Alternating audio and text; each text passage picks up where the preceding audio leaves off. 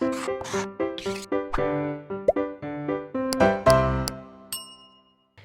बच्चों, blueprint digital में आपका स्वागत है। मैं मोनिका, आपकी मैथ्स ट्यूटर।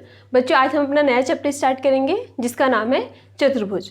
तो सबसे पहले हम बात कर लेते हैं कि इस चैप्टर में हम क्या क्या पढ़ेंगे। तो इस चैप्टर में सबसे पहले हम भूमिका के बारे में बात करेंगे, जिसमें हम चतुर्भुज एक कैसी आकृति है और उसके कौन कौन से मुख्य बिंदु है उसके बारे में बात करेंगे। फिर हम चतुर्भुज का कोण, योग, गुण, यानी कि जो चतुर्भुज होता है और उसके में जो कोण बनते हैं उनका मान कितना होता है, इसको बताएंगे। फिर चतुर्भुज के प्रकार हम पढ़ेंगे, कौन कौन से आकृति को हम चतुर्भुज कहते हैं। समांतर चतुर्भुज के गुण हम पढ़ेंगे। समांतर चतुर्भुज चतुर्भुज का एक प्रकार है, उसके हम गुण पढ़ेंगे। और समांतर चतुर्भुज होने के लिए एक अन्य प्रतिबंध, मतलब हम कब कहेंगे कि ये चतुर्भुज समांतर चतुर्भुज है, तो उसके कुछ क्राइटेरिया होंगे। तो इसके अलावा एक और इसका क्राइटेरिया के बारे में हम बात करेंगे। इसमें हम कुछ प्रमेय भी सिद्ध करना सीखेंगे। और एक हमारे लास्ट में मध्य बिंदु प्रमेय, ये बहुत इंपॉर्टेंट प्रमेय है, इसे हम सिद्ध करना इस चैप्टर में सीखेंगे। तो आज के लेक्चर में हम स्टार्ट करते हैं चतुर्भुज होता क्या है, उसके कौन कौन से मध्य बिंदु हैं। तो लेक्चर स्टार्ट करने से पहले अगर आपने अभी तक हमारे चैनल को सब्सक्राइब नहीं किया है, आप हमारे चैनल पर बिल्कुल नए हैं, तो चैनल को सब्सक्राइब करना ना भूलें। साथ ही साथ बेल आइकन भी क्लिक करें ताकि आने वाली सारी वीडियोस के नोटिफिकेशन आप तक पहुंचते रहे। तो बच्चों, स्टार्ट करते हैं आज का लेक्चर चतुर्भुज। बच्चों, हमने पढ़ा है पहले लेक्चर्स में, हम रेखा, रेखाखंड और त्रिभुज के बारे में पढ़ चुके हैं। जैसे हमारे पास कोई दो बिंदु है, एक बिंदु यहाँ है और एक बिंदु यहाँ है, ये संरेख है एक ही रेखा में, तो हम इसे जब मिलाते हैं तो हमें क्या मिलता है, एक रेखाखंड मिलता है। ठीक है। अब अगर हमारे पास तीन बिंदु है इस तरह से, इन्हें मिलाएंगे तब भी हमें एक रेखा मिलेगी, रेखाखंड मिलेगा। ठीक है। लेकिन अगर ये तीनों बिंदु कैसे हो, असंरेख हो। असंरेख मतलब एक रेखा में ना हो, जैसे एक बिंदु यहाँ है, एक यहाँ है और एक यहाँ है, तो जब हम इन तीनों बिंदुओं को आपस में मिलाएंगे तो हमें क्या मिलता है, एक त्रिभुज मिलता है। ठीक है। तो जब संरेख बिंदु होंगे उन्हें मिलाएंगे तो हमें रेखा मिलती है। अगर हमारे पास तीन असंरेख बिंदु है, असंरेख मतलब जो एक रेखा में नहीं है, तो जब हम उन्हें मिलाते हैं तो हमें क्या मिलती है, त्रिभुज आकृति मिलती है। ठीक है। इसी तरह से अगर हमारे पास चार बिंदु हैं, हमारे पास चार बिंदु हैं और इन्हें हम आपस में मिलाएं तो हमें क्या मिलता है, चतुर्भुज मिलता है। हमें एक चतुर्भुज मिलता है जब हम चार असंरेख बिंदुओं को आपस में मिलाते हैं। या हम ये भी कह सकते हैं कि तीन असंरेख बिंदु और एक जो है मतलब उसके बराबर में बिंदु होता है, तो उन बिंदुओं को मिलाने पर बनी हुई आकृति क्या होती है, चतुर्भुज होती है। या चार रेखा भुजाओं को की बंद आकृति जो होती है वो चतुर्भुज होती है। जैसे त्रिभुज क्या होता है, तीन भुजाओं से बंद आकृति को हम त्रिभुज कहते हैं। इसी तरह से चार भुजाओं की बंद आकृति को हम क्या कहते हैं, चतुर्भुज कहते हैं। चतुर्भुज मतलब चार भुजा वाली आकृति। ठीक है। और इसमें ये जो बिंदु होते हैं कैसे होते हैं, संरेख होते हैं, एक रेखा में नहीं होते। जब उन बिंदुओं को हम आपस में मिलाते हैं तो हमें चतुर्भुज मिलता है। ठीक है। तो ये तो हुआ हमारे पास चतुर्भुज, चार भुजाओं से घिरी हुई आकृति या बंद आकृति क्या होती है, चतुर्भुज होती है। अब इसके कुछ पॉइंट्स की बात करते हैं। जैसे मैंने ये चतुर्भुज लिया, इसमें मैंने मान लिया ए, बी, सी, डी। ठीक है। तो सबसे पहले चतुर्भुज की भुजाएं कौन कौन सी होंगी, तो चतुर्भुज की जो भुजाएं हैं वो होगी ए बी, एक भुजा ए बी होगी, दूसरी बी सी, सी ए, सी डी और डी ए। तो चतुर्भुज की चार भुजाएं हो गई है। ठीक है। अब चतुर्भुज के ये जो आमने सामने की भुजाएं हैं इन्हें हम क्या कहते हैं, सम्मुख भुजाएं कहते हैं। ठीक है। तो ये तो चारों भुजाएं हो गई है। अब इनमें सम्मुख भुजाएं कौन कौन सी होगी, सम्मुख भुजाएं। तो सम्मुख भुजाएं कहेंगे ए बी डी सी की सम्मुख भुजा है, ए बी जो है डी सी की सम्मुख भुजा है, और ए डी जो है ए डी बी सी की सम्मुख भुजा है। ठीक है। ये इसकी सम्मुख भुजा होगी और ये इसकी सम्मुख भुजा होगी। तो सम्मुख भुजाएं कौन सी होती है, जो आमने सामने भुजाएं होती है। इसके अलावा दूसरी होती है आसन भुजाएं। आसन या फिर इसे कहते हैं संलग्न या फिर क्रमागत भुजाएं। ये भुजाएं वो होती है जिनका एक उभयनिष्ठ बिंदु होता है। ठीक है, इसमें कोई भी उभयनिष्ठ बिंदु नहीं होता जहाँ पे ये आके दोनों रेखा भुजाएं मिल जाए, क्योंकि ये बिल्कुल अलग है, ये बिल्कुल अलग है। लेकिन जो आसन संलग्न या क्रमागत भुजाएं होती है वो दो भुजाएं होती है जिनमें एक उभयनिष्ठ बिंदु होता है, जैसे ए बी और बी सी। तो इसमें एक उभयनिष्ठ बिंदु कौन सा हो गया, ये हो गया। ठीक है, तो कौन कौन सी होंगी, ए बी जो है बी सी की आसन भुजा होगी, इसी तरह से बी सी डी सी की होगी, बी सी जो है वो डी सी की होगी, क्योंकि इन दोनों में उभयनिष्ठ बिंदु कौन सा है, सी है। इसी तरह से डी सी और ए डी होगी, और इसी तरह से ए डी और ए बी होगी। इन दोनों में कौन सा है, ये हमारा उभयनिष्ठ बिंदु है। ठीक है, तो इन्हें हम क्या कहते हैं, क्रमागत भुजाएं कहते हैं। क्रमागत भुजाएं ऐसी दो भुजाएं जिसमें एक उभयनिष्ठ बिंदु होता है, उन्हें क्रमागत भुजाएं कहते हैं। और सम्मुख भुजाएं जिसमें उभयनिष्ठ बिंदु नहीं होता और वो आमने सामने होती है, वो सम्मुख भुजाएं होती है।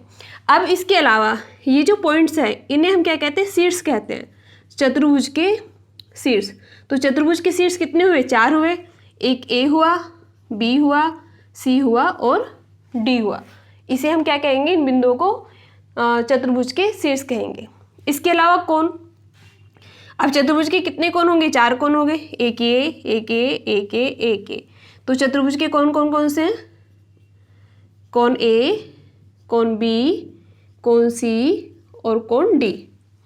अब इसमें अगर बात करें, जैसे हमने भुजाएं निकाली, इसी तरह से हम कोण भी बता सकते हैं कि सम्मुख कोण कौन कौन से होंगे, सम्मुख कोण तो वो कोण जो आमने सामने के हैं, जैसे ए, कोण ए जो है वो कोण सी की होगा, और कोण डी जो है वो कोण बी के सम्मुख कोण होगा। ये इसके सम्मुख है, ये इसके सम्मुख है।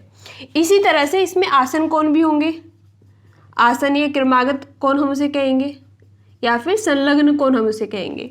तो वो कौन से होंगे, जिसमें एक भुजा कैसी होगी, उभयनिष्ठ होगी। तो कोण ए कोण बी का आसन कोण होगा, कोण ए कोण बी का आसन कोण होगा, कोण बी कोण सी का आसन कोण होगा, कोण सी कोण डी का आसन कोण होगा, और कोण डी कोण ए का आसन कोण होगा। आसन कोण वो कोण होते हैं जब दो कोण में एक कोई उभयनिष्ठ भुजा होती है। ठीक है, उभयनिष्ठ भुजा है तो ये कैसे होंगे, आसन कोण होंगे। तो इसके अलावा और क्या होता है इसमें चतुर्भुज में, जैसे ये पॉइंट है और इसको इससे मिला दे, और इस तरह से इसको इससे मिला दे, तो इसे हम क्या कहते हैं, विकर्ण कहते हैं। तो चतुर्भुज के विकर्ण, 2 विकर्ण हो गए, एक तो हो गया ए सी और दूसरा हो गया बी डी।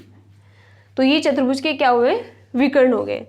और जैसे त्रिभुज के तीनों कोणों का योग 180 डिग्री होता है, वैसे ही चतुर्भुज के चारों कोणों का योग, अंत्य कोणों का योग 360 डिग्री होता है। ठीक है, इसे अभी हम अगले टॉपिक में करेंगे कि कैसे चतुर्भुज के चारों कोणों का योग 360 डिग्री होता है। तो ये था चतुर्भुज के बारे में कुछ बेसिक जानकारी। ठीक है, सबसे पहले हमने देखा चतुर्भुज होता क्या है। तो चतुर्भुज 4 भुजाओं की एक बंद आकृति होती है, जिसमें 4 भुजाएं होती है, A B B C D और डी ए, और 4 इसमें शीर्ष होते हैं। आमने सामने की भुजाओं को सम्मुख भुजाएं कहते हैं, और ऐसी भुजाएं जिनका एक उभयनिष्ठ बिंदु होता है वो क्रमागत, आसन या संलग्न भुजाएं होती है। इसके अलावा कोण, 4 कोण होते हैं इसमें। सम्मुख कोण कौन कौन से होते हैं, जो आमने सामने के होते हैं, और आसन कोण वो 2 कोण होते हैं जिसमें एक भुजा कैसी होती है, उभयनिष्ठ होती है। बच्चों, अब हम आगे बात करते हैं कि जो चतुर्भुज का कोण होता है, कोण योग गुण क्या होता है। मतलब जो चतुर्भुज होगा उसके जो अंत्य कोण हो गए उसके बारे में हमें पढ़ना है। तो सबसे पहले मैं चतुर्भुज इसमें बना देती हूँ, कोई भी चतुर्भुज आप इसमें बना दीजिए। ये एक चतुर्भुज है, ए बी सी और डी। अब इसमें हम एक विकर्ण खींच लेते हैं, क्योंकि एक विकर्ण खींचने से क्या होगा, 2 हमें त्रिभुज मिल जाएंगे। और पिछले चैप्टर में हमने त्रिभुज की बहुत सारी प्रॉपर्टी के बारे में पढ़ा है। ठीक है, तो मैंने ए को सी से मिला दिया, तो ए सी क्या है हमारा, ये विकर्ण है। अब हमारे पास 2 त्रिभुज मिल गए हैं, ए डी सी और ए बी सी, 2 त्रिभुज मिल गए हैं। ठीक है, और हमें पता है कि त्रिभुज के तीनों कोणों का योग कितना होता है, 180 डिग्री होता है। तो अगर हम त्रिभुज बात करें, त्रिभुज ए बी सी में, त्रिभुज ए बी सी में, तो ये कोण हुआ, ये कोण हुआ और ये कोण हुआ। तो इसे हम कैसे लिखेंगे, कोण ए बी सी प्लस कोण BCA प्लस कोण CAB कितना होगा, 180 डिग्री होगा। इसे समीकरण 1 मान लेते हैं। अब त्रिभुज ADC में, इस वाले त्रिभुज में कोण ADC प्लस कोण DCA प्लस कोण CAD ये भी कितना होगा, 180 डिग्री होगा। अब इन दोनों को हम समीकरण को जोड़ लेते हैं। समीकरण 1 को समीकरण 2 में जोड़ने पर तो ये हो जाएगा कोण ABC प्लस कोण BCA प्लस कोण CAB प्लस कोण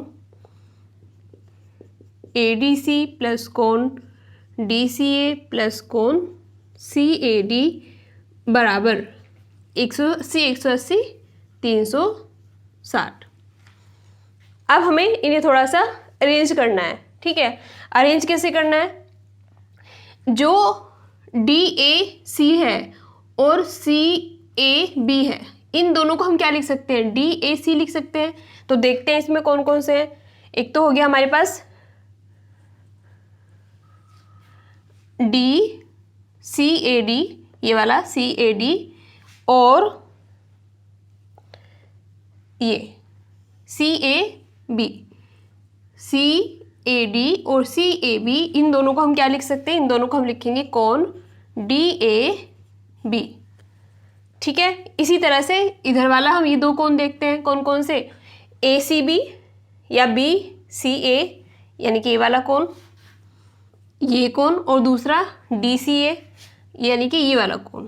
इन दोनों कोण की जगह हम क्या लिख सकते हैं, कोण BCD। अब इसके अलावा बचा हुआ है कोण ABC, ABC मतलब ये वाला कोण, और कोण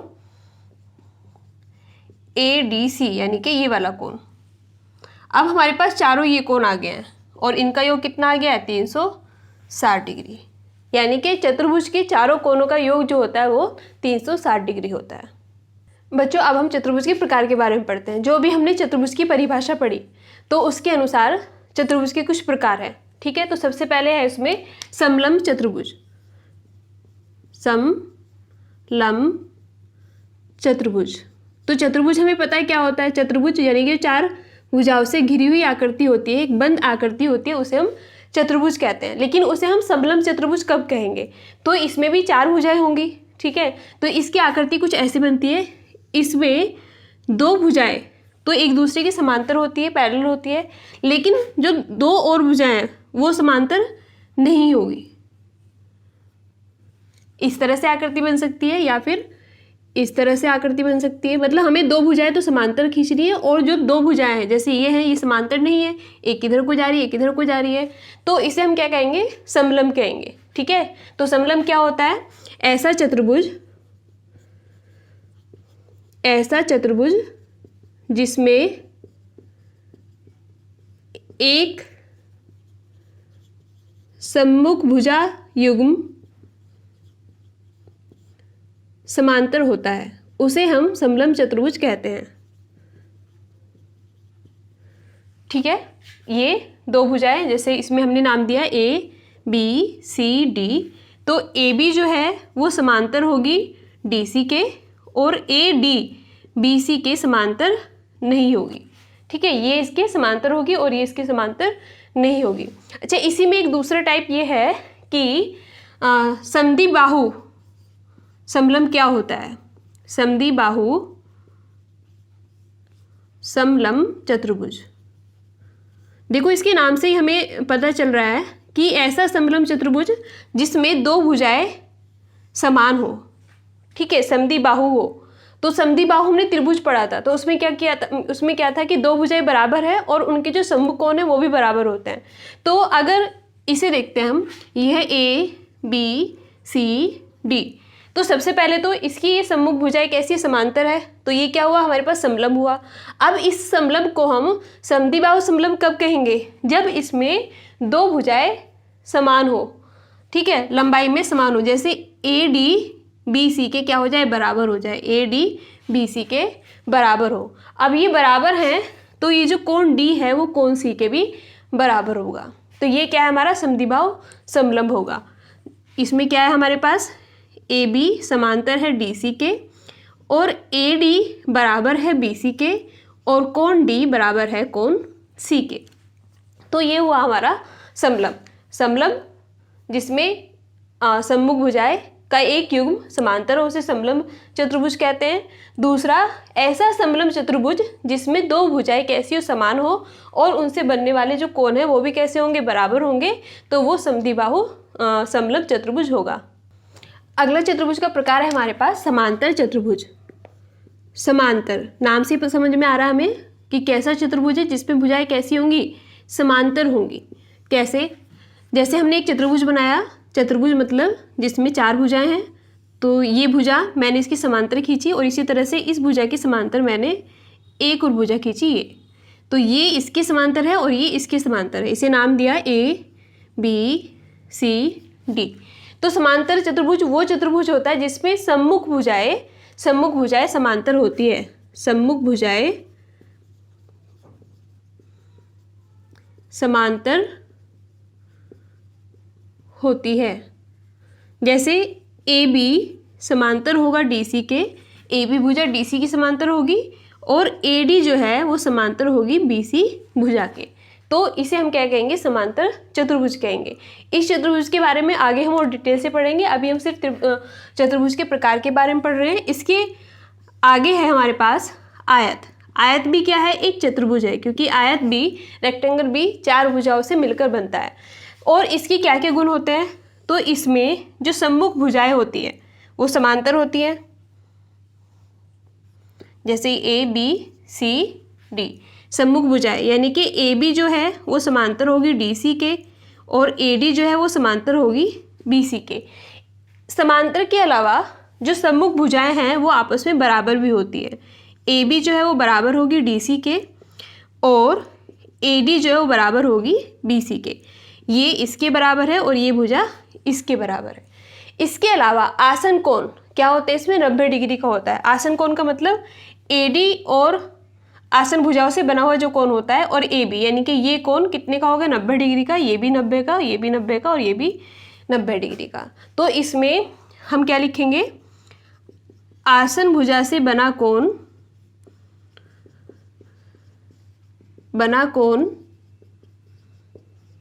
90 डिग्री का होता है। इसके अलावा इसमें विकर्ण होंगे। ए को जब आप सी से मिला देंगे और बी को जब आप डी से मिला देंगे तो इसमें दो विकर्ण होंगे और दोनों विकर्ण की जो लंबाई होगी वो आपस में बराबर होगी, यानी कि ए सी बराबर होगा डी बी के। इसके अलावा ये जो विकर्ण है और इन कोण को क्या करते हैं, समद्वि भाजित करते हैं। ठीक है, यहाँ मैं लिख देती हूँ, विकर्ण कोण को समद्वि भाजित करते हैं। समद्वि भाजित करने का मतलब कोण को दो बराबर पार्ट में बांट देते हैं। जैसे ये 90 डिग्री है तो 45 डिग्री 45 डिग्री। तो ये कुछ प्रॉपर्टी है किसकी, आयत के बारे में। आयत में सम्मुख भुजाएं समांतर होती है और सम्मुख भुजाएं आपस में बराबर भी होती है। आसन भुजाओं से बना हुआ जो कोण होता है वो 90 डिग्री का होता है। इसमें दो विकर्ण होंगे, दोनों विकर्ण आपस में बराबर होंगे और जो विकर्ण है वो कोण को समद्विभाजित करते हैं। इसे हम क्या कहते हैं, आयत चतुर्भुज कहते हैं। बच्चों अगला प्रकार है हमारे पास समचतुर्भुज, जिसे हम रोम्बस भी कहते हैं। समचतुर्भुज, अगर आप इसकी परिभाषा की बात करेंगे तो समचतुर्भुज वो चतुर्भुज होता है जिसके जो क्रमागत भुजाएं होती है, जो दो क्रमागत भुजाएं होती है वो आपस में बराबर होती है। तो इसका मतलब ये होता है कि जो समचतुर्भुज होता है उसकी चारों भुजाएं लंबाई में बराबर होती है, लेकिन उसके अलावा वो कैसी होती है, समांतर होती है। ठीक है, समांतर होती है। और समचतुर्भुज में आयत में क्या डिफरेंस होगा, उसमें आसन भुजाओं से बना कोण 90 डिग्री का होता है और इसमें नहीं होता है। तो इसकी आकृति कुछ इस तरह से बनेगी, जैसे मैंने ये बनाया एक,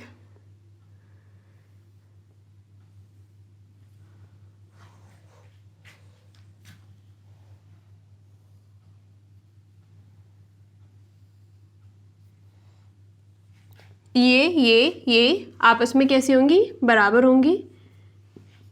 ठीक है, ए बी बराबर बी सी बराबर डी सी बराबर डी ए। तो समचतुर्भुज में चारों भुजाएं आपस में बराबर होती हैं। इसके अलावा ये समांतर भी होती है, ठीक है। ए बी जो है वो समांतर होगी डी सी के, और ए डी जो है वो समांतर होगी बी सी के। ये आपस में समांतर भी होती है। और जो इसके विकर्ण होते हैं, ये जो विकर्ण होते हैं, ये जब एक दूसरे को काटते हैं तो 90 डिग्री पर काटते हैं, ठीक है। विकर्ण लंबवत होते हैं, लंबवत परपेंडिकुलर यानी कि 90 डिग्री का कोण बनाते हैं। और इसके साथ साथ कोण को समद्विभाजित करते हैं, तथा कोण को समद्विभाजित करते हैं। और जो इसकी आसन भुजाएं होती है उनसे बना हुआ जो कोण होता है वो 90 डिग्री नहीं होता। आसन भुजा से बना कोण, आसन भुजाओं से बना कोण 90 डिग्री नहीं होता। तो इसे हम क्या कहते हैं? समचतुर्भुज कहते हैं। समचतुर्भुज मतलब जिसमें चारों भुजाएं बराबर होती हैं और वो एक दूसरे के समांतर होती हैं। जो विकर्ण होते हैं वो एक दूसरे को लंबवत काटते हैं यानी कि 90 डिग्री का कोण बनाते हैं, और जो बाकी के कोण होते हैं चारों कोण उन्हें समद्विभाजित करते हैं। लेकिन ये जो भुजाएं चार बराबर है हमारी, इनमें अगर हम आसन भुजाएं लेंगे तो उनका कोण 90 डिग्री नहीं होगा। इसे हम समचतुर्भुज कहते हैं। बच्चों अगला हमारा प्रकार है चतुर्भुज का वर्ग। वर्ग क्या होता है? एक ऐसा आयत होता है जिसकी चारों भुजाएं बराबर होती है, ठीक है। तो वर्ग हम कैसे बनाएंगे? ये ए बी सी डी, तो ये चारों भुजाएं आपस में लंबाई में कैसी है? बराबर हैं, यानी कि ए बी बराबर बी सी बराबर डी सी बराबर डी ए। तो वर्ग की चारों भुजाएं आपस में बराबर होती है। इसके अलावा आसन भुजा से बना कोण, आसन भुजा से बना कोण 90 डिग्री होता है। मतलब ये जो कोण होंगे ये क्या होंगे? 90 डिग्री होंगे। इसके अलावा ए बी जो है वो समांतर होगी डी सी के, और ए डी समांतर होगा बी सी के। सम्मुख भुजाएं आपस में कैसी होती है? समांतर होती है, बराबर भी होती है, समांतर भी होती है। और इन बना हुआ जो ये कोण होता है ये 90 डिग्री होता है। इसके अलावा इसके जो विकर्ण होते हैं वो भी बराबर होते हैं, ठीक है। तो ए सी बराबर होगा बी डी के। विकर्ण, वर्ग के विकर्ण आपस में बराबर होते हैं और 90 डिग्री का कोण बनाते हैं, ठीक है। विकर्ण बराबर होते हैं, विकर्ण बराबर होते हैं और लंबवत होते हैं, तथा कोण को समद्विभाजित करते हैं, कोण को समद्विभाजित करते हैं।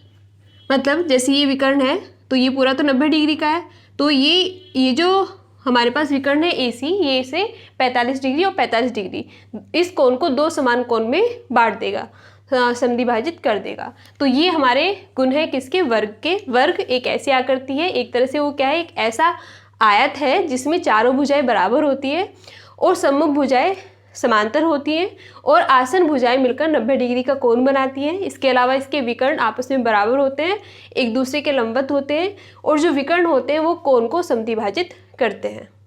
बच्चों चतुर्भुज के प्रकार से रिलेटेड हमारे पास ये कुछ महत्वपूर्ण बिंदु हैं, इन्हें आप अपनी नोटबुक पे नोट कर लें। पहला है इसमें कि वर्ग आयत और समचतुर्भुज में से प्रत्येक समांतर चतुर्भुज है, ठीक है। क्योंकि समांतर चतुर्भुज में क्या होती है? भुजाएं समांतर होती है, और इन सब में भी भुजाएं कैसी है? समांतर है। समचतुर्भुज में भी, आयत में भी हो और वर्ग में भी। प्रत्येक वर्ग एक आयत है। वर्ग को आप एक आयत कर सकते हैं क्योंकि आयत में क्या होता है? वर्ग में चारों भुजाएं बराबर होती है, लेकिन आयत, ये वर्ग आयत हो जाएगा क्योंकि उसमें तो सिर्फ दो ही भुजाएं बराबर होती है, आमने सामने की भुजाएं बराबर होती है, ठीक है। तो वर्ग को आप आयत कह सकते हैं और एक समचतुर्भुज भी कह सकते हैं, ठीक है। वर्ग को आप आयत और समचतुर्भुज कह सकते हैं क्योंकि समचतुर्भुज में चारों भुजाएं बराबर होती है। लेकिन इसका उल्टा नहीं होगा। इसका उल्टा मतलब आप वर्ग को आयत और समचतुर्भुज भी होता है, लेकिन वर्ग जो आयत और समचतुर्भुज होता है, आयत और समचतुर्भुज वर्ग नहीं होते, वर्ग नहीं होते, क्योंकि हमने वर्ग की बहुत सारी प्रॉपर्टी के बारे में पढ़ा कि चारों भुजाएं बराबर होती है, उसके अलावा मतलब आमने सामने की समभुजाएं समांतर होती है, और इम्पोर्टेंट चीज़ कि इसके जो कोण होते हैं वो 90 डिग्री होते हैं, जो विकर्ण होते हैं वो भी एक दूसरे को लंबवत काटते हैं और कोण को समद्विभाजित करते हैं। प्रत्येक समांतर चतुर्भुज एक समलंब है। कोई भी समांतर चतुर्भुज आपस में समलंब कह सकते हैं, क्योंकि समलंब में सिर्फ एक सम्मुख भुजा का युग्म जो है वो समांतर होना चाहिए। लेकिन आप समलंब को समांतर चतुर्भुज नहीं कहेंगे, क्योंकि समांतर चतुर्भुज में क्या होगा, दोनों जो सम्मुख भुजा युग्म है वो समांतर होना चाहिए। तो ये कुछ इसमें बेसिक डिफरेंस है चतुर्भुज के प्रकार के बारे में। अगर आपको चतुर्भुज के प्रकार अलग अलग क्लियर हो गए कि कैसी आकृति और उनके क्या क्या गुण हैं, तो आप एक दूसरे को लिंक करके इन बिंदुओं को याद रख सकते हैं, जिससे भी इस क्वेश्चन को हम आगे करेंगे। बच्चों नेक्स्ट लेक्चर में हम बात करेंगे कि जो समांतर चतुर्भुज है वो क्या होता है, उसके कुछ गुण के बारे में बात करेंगे और उससे रिलेटेड कुछ प्रमेय को सिद्ध करना सीखेंगे। आज के लेक्चर में हम इतना ही करते हैं। वीडियो पसंद आए तो लाइक करें, शेयर करें दोस्तों के साथ और चैनल को सब्सक्राइब करें। Thank you.